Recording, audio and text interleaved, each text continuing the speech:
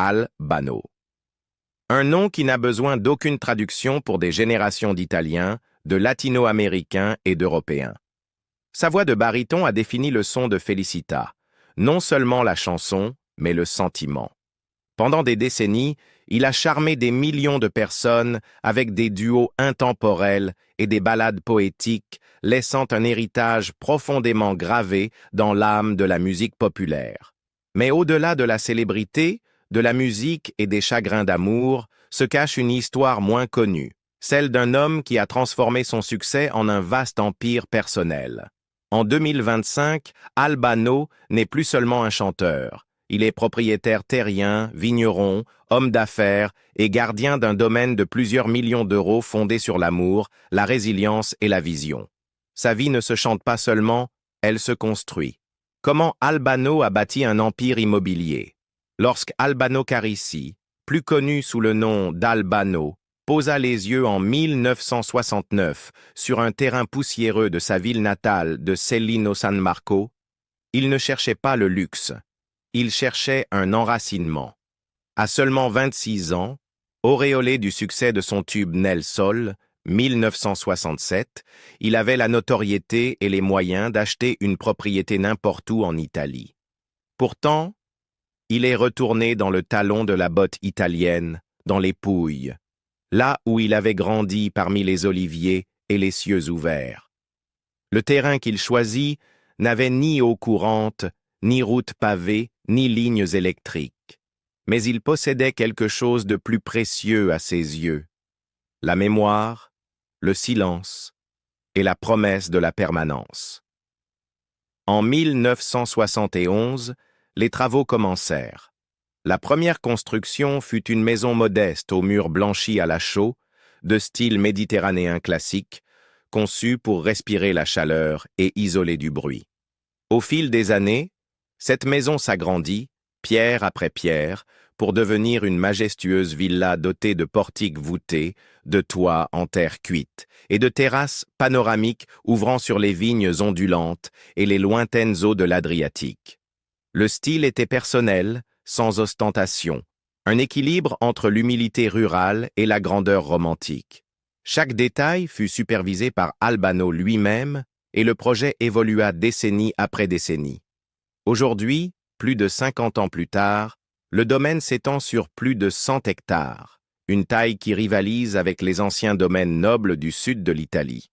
Ce n'est plus seulement une résidence privée, mais un empire immobilier multifacette, ingénieusement conçu pour mêler hospitalité, agriculture, musique et patrimoine familial. Au cœur de cet ensemble se trouve le Tenute Albano Carissi, un agritourisme boutique ouvert au début des années 2000, devenu une destination prisée des voyageurs européens en quête de luxe rustique et de mystique de célébrité. Chaque suite de l'hôtel porte le nom d'une chanson d'Albano. Les clients peuvent réserver la chambre Felicita ou la suite Si Sara et déguster une bouteille de vin produite sur le domaine. Oui, la propriété comprend aussi des vignobles en activité et une cave professionnelle lancée en 1973, quelques années après son installation. Les vins, sous l'étiquette Don Carmelo, nom de son père, sont vendus non seulement aux clients du domaine, mais aussi exportés à l'international. Mais cela ne s'arrête pas là. La propriété abrite un centre de bien-être et de retraite, entièrement équipé de piscines thermales, saunas et suites de massage. Dans un coin plus calme du domaine se trouve une chapelle privée, consacrée et ouverte aux mariages intimes, méditation personnelle et retraite spirituelle. La religion ayant toujours occupé une place centrale dans l'identité d'Albano, cet espace sacré reflète sa foi. Incroyablement, le domaine dispose aussi de son propre restaurant qui sert une cuisine apulienne gastronomique à base de produits du terroir. Le menu varie selon les saisons, proposant des tomates séchées au soleil, des oreillettes roulées à la main, le tout souvent accompagné d'huile d'olive et de vin issus du domaine.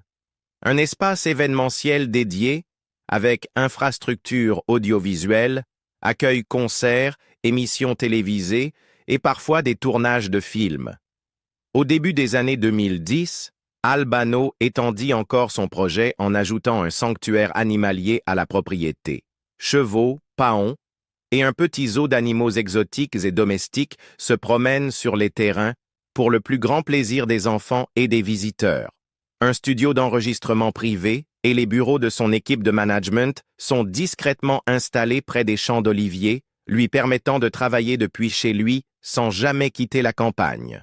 En 2025, la valeur marchande du domaine est estimée à plus de 15 millions d'euros, bien que certains experts locaux jugent ce chiffre modeste compte tenu de la productivité agricole et du potentiel touristique du lieu.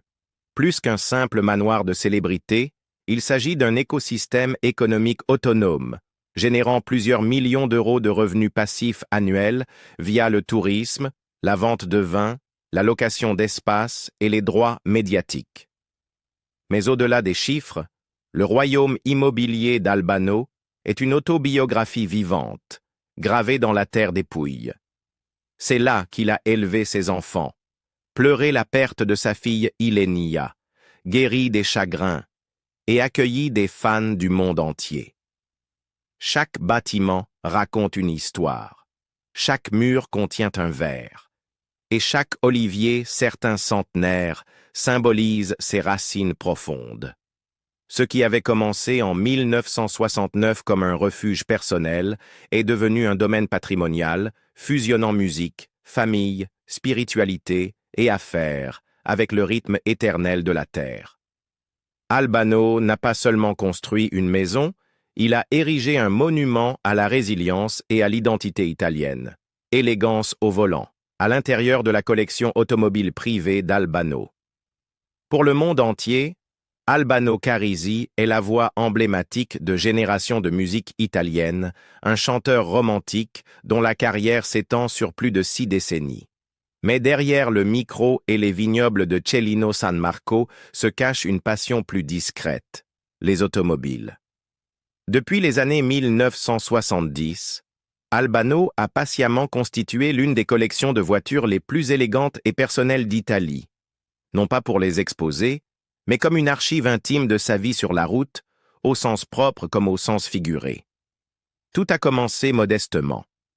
Au début des années 1970, après le succès commercial de Felicita et Charazane, la fortune grandissante d'Albano lui permet de s'offrir sa première vraie voiture, un coupé BMW 3.0 CS, un grand tourisme de luxe reconnu pour son style sobre et sa maniabilité réactive. Ce modèle, déjà rare et prisé dans les années 1980, lui fait découvrir les plaisirs de l'ingénierie allemande. Mais il remplit aussi un objectif pratique. En tournée avec Romina Power, jouant dans des théâtres régionaux et festivals en plein air, il passait de longues heures au volant, souvent la nuit. La BMW lui apportait confort et rapidité. Dans les années 1990, alors que sa célébrité atteint un niveau international et que son domaine s'agrandit, le garage d'Albano s'étoffe. Une de ses pièces les plus chères est une Porsche 911 Turbo S, acquise au milieu des années 2000, après la perte tragique de sa fille Ilenia en 1994 et sa séparation d'avec Romina. La voiture, dans un gris graphite métallique discret, n'attire pas les regards, et c'est justement ce qu'il apprécie. Pour Albano, la Porsche n'incarne pas le luxe tapageur, mais la solitude choisie.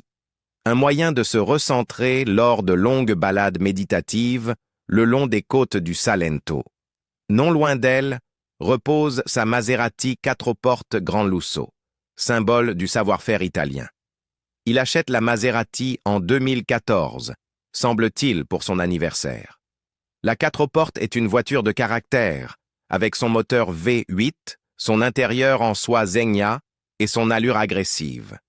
Pour Albano, elle incarne la dualité, raffinement et puissance, nostalgie et modernité, à l'image de sa musique.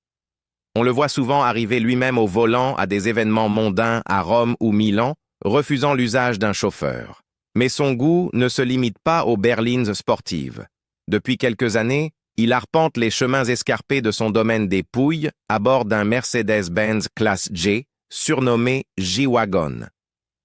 Apparue pour la première fois en photo vers 2018 lors d'un tournage documentaire, cette voiture représente le luxe fonctionnel par excellence. Grâce à ses capacités tout-terrain et sa garde au sol élevée, elle est idéale pour traverser vignes, chemins de terre et sentiers isolés. Et même ce véhicule robuste porte sa signature personnelle, des sièges en cuir brodés à ses initiales, ABC. Mais le véhicule le plus chargé en émotions reste peut-être le moins coté. Une Fiat 1100 Vintage, restaurée avec amour. Albano a raconté dans des interviews que son père admirait ce modèle dans les années 1950 sans jamais pouvoir se l'offrir avec son salaire d'ouvrier agricole. Ce souvenir est resté ancré. Lorsqu'Albano découvre un modèle rouillé de 1954 à Lecce au début des années 2000, il l'achète immédiatement et supervise pendant 2 ans sa restauration minutieuse. Aujourd'hui, elle trône à l'entrée de son garage, non comme trophée, mais comme hommage à ses origines modestes. Son garage comprend aussi un Range Rover Autobiography pour les voyages en famille et une Lancia Delta intégrale, clin d'œil à l'histoire du rallye italien et à son amour de jeunesse pour les sports mécaniques. Bien qu'il l'utilise rarement, la Lancia est sa préférée lorsqu'il emmène des journalistes ou musiciens pour un tour dans les routes sinueuses de la campagne. En tout, la collection automobile d'Albano est estimée à plus de 800 000 €, certains modèles prenant de la valeur chaque année grâce au marché des collectionneurs en Italie et au prestige durable des marques. Mais la vraie richesse de cette collection ne réside pas dans la revente, mais dans les récits qu'elle porte. Contrairement à d'autres célébrités qui exhibent des voitures exotiques pour le paraître ou les réseaux sociaux, Albano nettoie, alimente et conduit lui-même ses véhicules. On raconte qu'il aime surprendre des proches lors d'anniversaires ou emmener de vieux amis venus de Rome en balade. Dans une interview récente, il confiait « Chaque voiture de ma vie est arrivée avec une signification. Un chapitre se termine, un autre commence. Elle ne reste pas silencieuse, elle me parle, comme la musique. » Pour un homme qui a traversé la gloire, la perte et la renaissance artistique, le siège conducteur offre ce qu'aucune scène ni studio ne peut offrir, la liberté, la maîtrise et la réflexion. Dans le monde d'Albano, l'élégance ne se porte pas seulement, elle se conduit. Récolter de l'or, l'empire viticole d'Albano. Pour la plupart du monde, Albano Carrisi est un chanteur adoré, une icône de la musique populaire italienne dont la voix a porté des chansons d'amour à travers l'Europe, l'Amérique latine et au-delà. Mais pour ceux qui le connaissent intimement, Albano est tout autant un vignaiolo, un vigneron avec de la terre sous les ongles, la passion au souffle et des générations d'instinct agricole dans le sang. Ce qui avait commencé comme une entreprise modeste en 1973 est devenu un empire viticole reconnu dans le monde entier, enraciné dans l'amour de la terre, de la famille et de l'héritage. L'histoire commence à Kellino San Marco, sa ville natale au cœur fertile des Pouilles, où son père Carmelo travaillait autrefois la terre comme ouvrier agricole. Inspiré par ses traditions rustiques et déterminé à préserver son lien avec le sol malgré sa célébrité grandissante, Albano a acheté plusieurs hectares de terres agricoles négligées. Avec une vision radicale pour l'époque, il a commencé à planter des cépages autochtones des Pouilles, Negro Amaro, Primitivo, Malvasia Nera et Verdeca, à une époque où les vins du sud de l'Italie étaient souvent relégués à des produits de vrac ou de coupage. Dès 1977, les premières cuvées à petite échelle furent embouteillées en privé pour la famille et les amis. Alors que la renommée musicale d'Albano montait en flèche dans les années 90, son vin, toujours sans étiquette commerciale, devenait un symbole d'hospitalité dans sa villa. Ce n'est qu'au début des années 1990, après la dernière tournée du duo avec Romina Power, qu'il fonda officiellement la marque Albano Carrisi Vini. Avec l'aide d'œnologues professionnels et de coopératives locales, il modernisa son infrastructure viticole pour permettre une production à grande échelle, incluant des cuves de fermentation en acier inoxydable, des chais à barriques en chêne et des lignes d'embouteillage. Aujourd'hui, son domaine s'étend sur plus de 100 hectares de vignes, intégrés au vaste domaine des Tenut Albano Carissy. La cave ressemble à un temple dédié à Bacchus, ses murs de pierre fraîche alignés de milliers de bouteilles. Au cœur de sa collection se trouve la Riserva Don Carmelo, nommée d'après son père, un rouge audacieux et structuré vieilli 18 mois en chêne français, remarquable pour sa robe rubis profond et son palais de mûres et d'épices. Les critiques de Gambero Rosso et Decanter ont salué son équilibre entre rusticité et élégance, utilisant souvent des termes comme terroir expressif, ensoleillé, terrien. Mais ces vins ne sont pas une simple marque de célébrité avec un nom célèbre sur l'étiquette. Albano reste intimement impliqué dans le processus de production. On le voit souvent, surtout pendant les vendanges de septembre, marcher entre les rangs de vignes avec les ouvriers locaux, inspectant la maturité des raisins et utilisant même les machines de récolte. Sa philosophie œnologique reste résolument traditionnelle avec des interventions modernes sélectives, intrants chimiques minimaux, vendanges manuelles et techniques d'élevage mettant en valeur la minéralité du terroir. La cave propose 14 vins différents, dont des rouges puissants comme Il Gelsomino Rosso, des rosés frais comme Rosé di Albano et des vins mousseux élaborés selon la méthode Charmat. En 2010, il lança une ligne de grappa artisanale et d'huile d'olive, complétant ainsi l'offre de luxe agricole du domaine. Commercialement, la marque a conquis des marchés à l'étranger. Dès 2015, Albano exportait vers plus de 20 pays, avec d'importants accords de distribution en Allemagne, en Russie, au Japon et aux États-Unis. Ces vins sont régulièrement présentés dans des salons gastronomiques et viticoles et servis dans certains hôtels de luxe à travers l'Europe. En 2018, il s'associa à un distributeur japonais pour créer des assemblages personnalisés adaptés à la cuisine asiatique, une démarche qui a renforcé sa présence à Tokyo et Osaka. La cave accueille des dégustations hebdomadaires, des réceptions de mariage et des visites VIP, souvent guidées par Albano lui-même ou ses enfants adultes. Yari Carisi, connu pour ses convictions spirituelles et écologistes, s'investit particulièrement dans les pratiques biologiques. De son côté, Christelle Carisi, installée en partie en Croatie avec sa famille, aide à gérer l'image médiatique de la marque et les expériences d'accueil. Les estimations suggèrent que le domaine viticole génère entre 1,5 et 2 millions d'euros de chiffre d'affaires annuel, selon les rendements saisonniers et les dynamiques d'exportation. Combiné aux bénéfices issus du tourisme sur le domaine, des concerts et des collaborations en marque blanche, cela constitue une composante essentielle du portefeuille financier multimillionnaire d'Albano. Pourtant, l'âme de l'entreprise reste profondément personnelle. Dans chaque bouteille, disait-il lors d'une interview sur Rai Uno en 2022, il y a un morceau de mon cœur, de mon histoire et de la terre qui m'a façonné. Et en effet, les visiteurs qui parcourent la cave repartent souvent avec plus qu'une simple bouteille.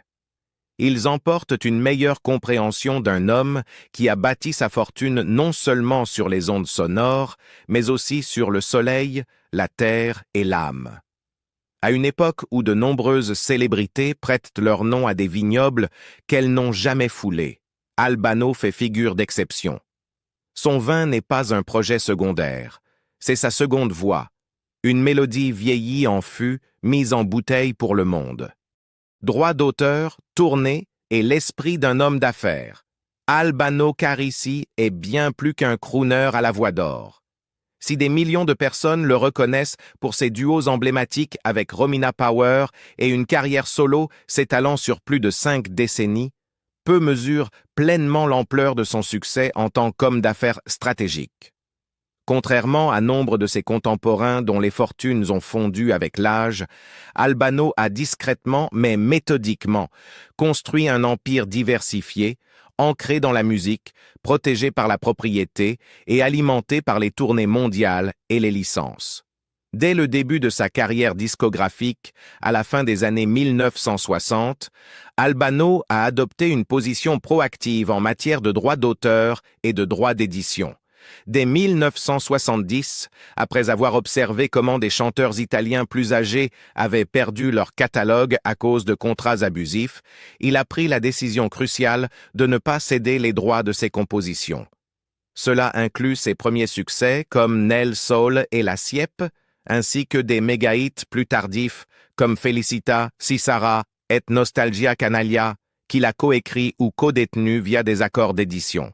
Ces chansons continuent de générer des revenus récurrents issus de la radio, de la télévision, des licences cinématographiques, des droits de diffusion publique, via la SIAE, et d'autres sociétés de gestion collectives internationales, et aujourd'hui des plateformes numériques comme Spotify, YouTube et Apple Music. Selon des analystes du secteur connaissant la performance des catalogues italiens, les redevances combinées des 5 titres les plus connus d'Albano pourraient rapporter plus de 500 000 € par an, un chiffre qui augmente les années où des tournées anniversaires, des rétrospectives télévisées ou des contrats de synchronisation ont lieu. Les tournées restent une pierre angulaire de son modèle économique. Encore en 2023, Albano se produisait dans des villes d'Europe de l'Est, d'Allemagne et d'Espagne. Malgré ses plus de 80 ans, il touche entre 30 000 et 50 000 € par concert, selon la taille de la salle et la présence éventuelle d'un orchestre complet ou d'invités spéciaux. Notamment, la tournée de retrouvailles avec Romina Power en 2018-2019 a généré des millions d'euros en plus de 40 dates en Europe et en Russie. Des fans de plusieurs générations ont assisté à ces spectacles à guichets fermés, dont beaucoup ont été diffusés à la télévision nationale, ce qui a encore stimulé les ventes de musique et sa visibilité. Son activité de concert est gérée par une équipe de réservation dédiée et une société de production basée à Celino San Marco, qui coordonne la logistique, les licences et le merchandising. Albano est lui-même étroitement impliqué, passant en revue les contrats et approuvant les supports promotionnels, ce qui est rare pour un artiste de son envergure. « Je ne fais pas que chanter, je gère », a-t-il déclaré lors d'une interview à la RAI en 2022. Mais il ne repose pas sur la nostalgie. Dans les années 2010 et 2020, Albano a activement cherché à se réinventer pour séduire un public plus jeune. Il a sorti des duos modernes avec des artistes pop comme J-Ax et Christina d'Avena et collaboré avec des DJ pour remixer ses anciens succès. En 2021, il est apparu en tant que Soleil dans l'émission The Masked Singer Italia, charmant les téléspectateurs par son humour et sa tessiture vocale, et finissant finaliste. L'émission a introduit sa voix dans de nouveaux foyers et entraîné une hausse notable des écoutes numériques de son catalogue. Au-delà de la musique, il accorde intelligemment des licences pour son nom et son image. Au fil des ans, il est apparu dans des campagnes publicitaires pour le vin italien, l'huile d'olive et même des promotions touristiques pour la région des Pouilles. Son documentaire biographique Madre Mia, diffusé en 2020 sur Canal 5, a battu des records d'audience et ravivé l'intérêt pour l'histoire de sa famille, monétisé ensuite via les droits de diffusion internationale. Sa marque ne se limite pas à la nostalgie, elle est activement façonnée, à la manière d'un label de luxe. Dans ses interviews, Albano a souvent souligné l'importance de la propriété et de la prévoyance. La célébrité est éphémère, la propriété est éternelle, a-t-il confié un jour au journal Il Sole 24 heures, principal quotidien économique italien. Il a investi ses revenus musicaux dans l'immobilier, les vignobles, les voitures de luxe et les projets agricoles, tous documentés et protégés via des entités juridiques. Son domaine, Tenute Albano Carisi, comprend non seulement des terres agricoles, mais aussi des installations de production, des logements touristiques et des accords de licence de marque. En 2025, des estimations financières prudentes évaluent sa fortune entre 25 et 30 millions d'euros, ce qui fait de lui l'un des auteurs-compositeurs-interprètes les plus riches de l'histoire moderne de l'Italie. Essentiellement, Cette richesse est sans dette, soutenue par des flux de redevances, des actifs tangibles et une planification successorale minutieuse pour ses enfants, notamment Yari, Christelle et Romina Jr. À une époque où de nombreux artistes vétérans sont contraints de vendre leur catalogue ou de repartir en tournée pour survivre, Albano se distingue comme un homme qui a sécurisé les droits de son héritage et les a cultivés. Son histoire ne parle pas seulement de chansons.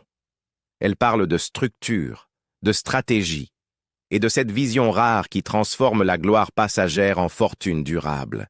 Vivre pleinement dans sa 8e décennie. À 81 ans, Albano Carisi ne vit pas dans l'extravagance d'une célébrité mondiale, mais avec la grâce mesurée d'un homme qui a mérité tout ce qu'il possède. En 2025, il demeure une figure rare dans le monde du divertissement, non seulement riche, mais en bonne santé, centré et profondément connecté à la terre et à la vie qui l'ont façonné. Malgré une renommée et une fortune monumentale acquises au fil de décennies de triomphes musicaux, Albano évite l'ostentation. Il ne s'affiche pas avec des voitures de luxe ou des yachts sur les réseaux sociaux. On le trouve plus souvent pieds nus dans ses oliveraies à Celino San Marco, le même petit village des Pouilles où il est né en 1943. Son domaine s'étend sur plus de 100 hectares et comprend des vignobles, des vergers d'oliviers et un complexe d'agritourisme avec villas et chapelles. Sa résidence, connue sous le nom de Tenute Albano Carisi, est moins un palais qu'un sanctuaire personnel. Construite progressivement depuis la fin des années 1980, elle abrite non seulement ses quartiers privés, mais aussi des maisons d'hôtes, des logements pour le personnel, des caves à vin et un amphithéâtre pour les concerts. Une partie du terrain est dédiée à la conservation écologique, reflétant son intérêt pour l'agriculture durable, un intérêt qu'il cultive depuis le lancement de sa première étiquette de vin dans les années 1970. Albano mène toujours une routine très disciplinée. Il se lève à l'aube, parcourt son domaine, contrôle la production de son vignoble et supervise souvent lui-même la mise en bouteille et l'emballage de son huile d'olive. Il préfère des repas méditerranéens simples, largement préparés avec ses propres produits. Dans une interview accordée au Corriere della Sera en 2024, il a déclaré « Je pourrais manger dans les meilleurs restaurants de Milan ou de Rome, mais je préfère ma propre cuisine avec mon huile d'olive et une tomate cueillie à la vigne. » La famille reste au cœur de sa vie. Avec Romina Power, sa première épouse et partenaire artistique de longue date, il partage un lien forgé par la musique, le chagrin et la parentalité. Malgré des séparations passées, notamment après la disparition tragique de leur fille Ilenia en 1994, Albano et Romina ont trouvé une paix publique et privée. Ils se réunissent parfois pour des performances, entretenant une relation respectueuse que les fans du monde entier continuent de célébrer. À la maison, il vit avec Loredana Lecciso, la femme qui partage sa vie depuis plus de 20 ans. Leur relation, autrefois marquée par les potins, s'est transformée en un partenariat discret et solide. Ensemble, ils élèvent leurs enfants, Jasmine, une chanteuse en herbe et figure des réseaux sociaux, et Bido, Albano Jr., qui reste largement à l'écart des projecteurs. Tous deux ont été éduqués dans des établissements privés et élevés avec un équilibre de discipline et d'affection. Albano limiterait le temps d'écran, encouragerait la lecture et insisterait pour que la famille partage régulièrement les repas, un fait rare dans les foyers de célébrités modernes. Son empreinte philanthropique a grandi avec sa fortune. Pendant la pandémie de Covid-19, il a fait don de matériel médical et de vivres aux hôpitaux de Lecce et de Brindisi. En 2023, il a financé la rénovation à hauteur de 200 000 € d'une école de musique locale dans les Pouilles, offrant instruments, bourses et programmes de mentorat. Chaque année, il organise des concerts caritatifs sur son domaine, souvent en soutien à des causes locales comme la reconstruction après des tremblements de terre ou l'éducation rurale. En privé, il soutient également des organisations catholiques, reflet de sa foi profondément enracinée, Il joue encore de la musique, à la fois professionnellement et personnellement. Un piano à queue trône au centre de son salon et il n'est pas rare que les visiteurs aient droit à une performance improvisée. Selon ses amis, il écrit régulièrement des chansons, mais n'enregistre que lorsque l'inspiration est authentique.